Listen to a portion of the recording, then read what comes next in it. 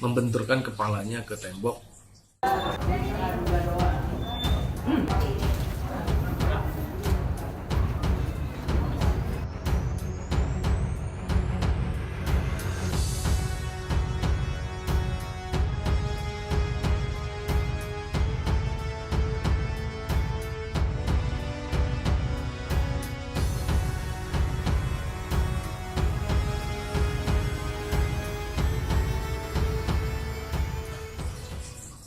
Membenturkan kepalanya ke tembok.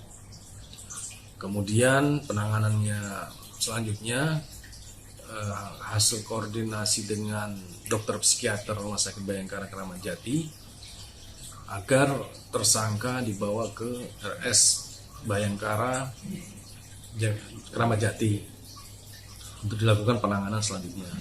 Nah, pada Sabtu malam tim penyidik membawa tersangka ke Rumah Sakit Bayangkara Kramat Jati.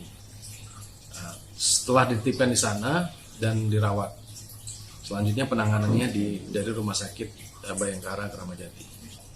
Itu memang tersangka di dalam sel tahanan tersebut sendirian. Memang kita pisahkan dengan tahanan wanita lainnya karena pertimbangan tersangka memiliki atau terindikasi gejala skizofrenia yang mempunyai gejala delusi dan halusinasi seperti itu.